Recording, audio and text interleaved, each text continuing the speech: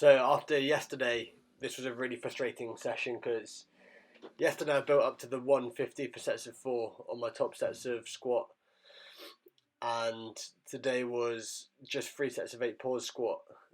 But I started getting knee pain again on some of the sets, and yeah, it was just a really frustrating session. But it started off. It's the main bench day on day two of this new program I just released. Um, so it started with three sets of bench, building up to an RPE 10 on the last one to get an idea of rough intensities for next week.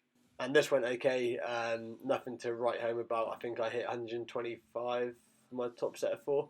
I did, in my head going into the session, I had 130. But yeah, it just wasn't there today. Yeah, that was my top set of four there. So then I went back down to 115. So recorded my three sets as 115, 120, 125. But yeah, this all felt fine. I got through all these sets fairly quickly and then moved on to my pause squats. And yeah, the pause squats were so frustrating because I wasn't putting any pressure on myself to go heavy in this session, because I think it's when I start to go a little bit too heavy and then I start to compensate in some sort of way, and that brings on my knee pain. But my warm-up sets felt really, really good. You'll see now, just move on to the next clip. So this is my first warm-up on 60, just kind of feeling out the bottom position. Still thinking about those cues that I talked about yesterday, like keeping my ribs down, letting my hips drop straight down. And these sets felt great. I did the first one on 60. I was really happy with this range. And from here, my plan was to just carry on increasing by 10 or 20 kilograms each set until I got to RPE 10. So from here, I jumped up to 80, which again felt really, really good. Then I went to 90, felt good again. Went to 100, also felt fine. And then once I got to once I got to 110, then I started to get a little bit of knee pain. And I really don't know what it is. Like, I think about this all the time. So I think when I go too heavy, I'm then shifting more of the weight onto my right foot. But it's so weird. Like, I can tell at the top of the rep before I even go down, if the weight feels heavier on my back, I just get this feeling that I know my knee's going to hurt, or get that like clicking or snapping sensation when I go down. So there's definitely some sort of compensation happening. I think the other thing that it might be is my right quad is bigger than my left, so it's obviously stronger because I spoke about the relationship between cross-sectional area and strength in a previous video. So I know I'm stronger there. So in order to lift the weight, it would make sense that I self-organise into a position where I can move it.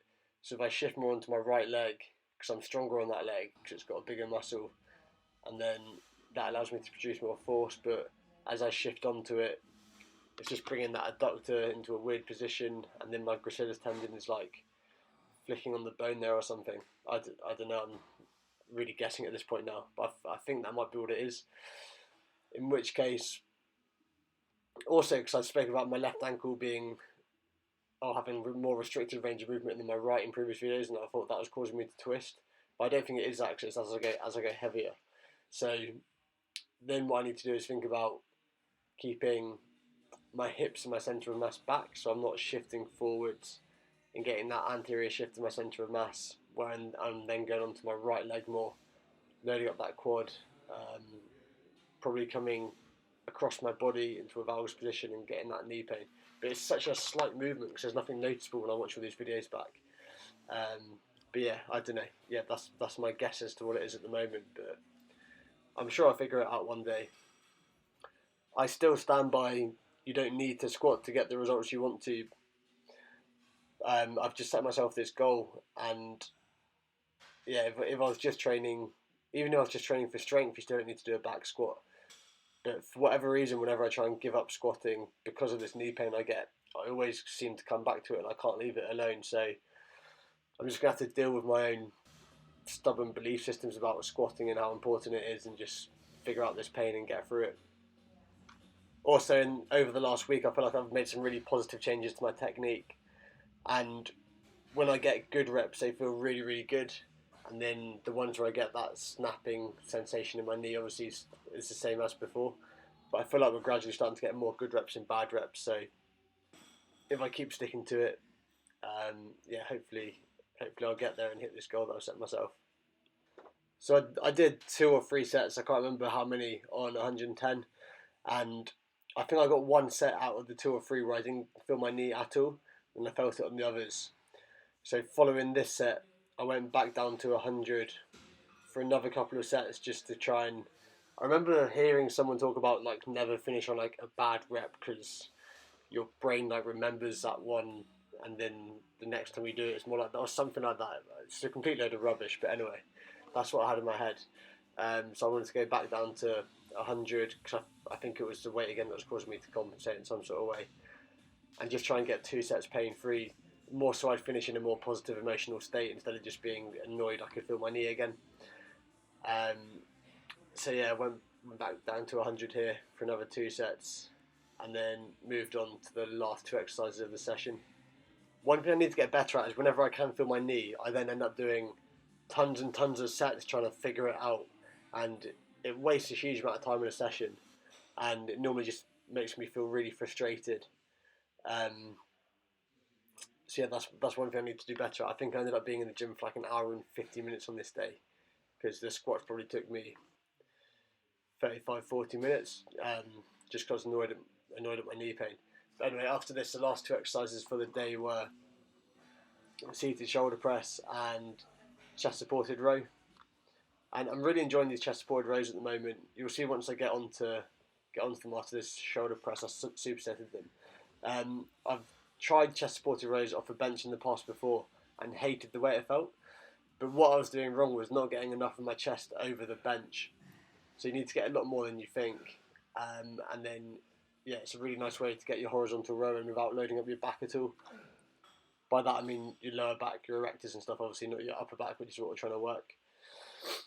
And then at the very end of the session, I just threw 60 on the bar again and did 1 more set of squats, just to try and again end on like a positive feeling that I can squat without knee pain, even if it is lighter. And my last set on 60, I just did 20 reps, and it felt fine, no knee pain again. So what I'm trying to do on these lighter sets particularly, and this is what I'm going to try and take forward into the next session, is learning implicitly as opposed to explicitly. So like get a feeling for what it feels like in that bottom position. Another thing that I think helps me on my squat to not get knee pain is just thinking about moving my hips down and up and not thinking about what my knees are doing. I know it's really popular to cue like pushing your knees out, but that's not how you should squat. Your femur is going to go through different ranges of internal and external rotation as you go down and up in a squat, regardless of what you're doing with your knees. So it makes no sense to try and push your knees out and externally rotate your femur, because we know it's going to internally rotate to squat at full depth. And then after this 1 set, I left it because I had to get to work anyway. But in tomorrow's video, I'm going to cover my thoughts on squat every day, some potential changes I'm going to make into my program. I'm going to revisit like different styles of squatting again, talk a little bit about tempo training, which is just some stuff that I've been thinking about today. But what I did in today's session, which will be up tomorrow, is just more relevant to those topics. So if any of those sound like they'll be of interest to you, make sure to check out tomorrow's video. It won't be anything too structured, it's mainly just going to be me trying to get all my thoughts out there and try and make sense of some of this stuff. So thank you again for watching, and see you in tomorrow's video.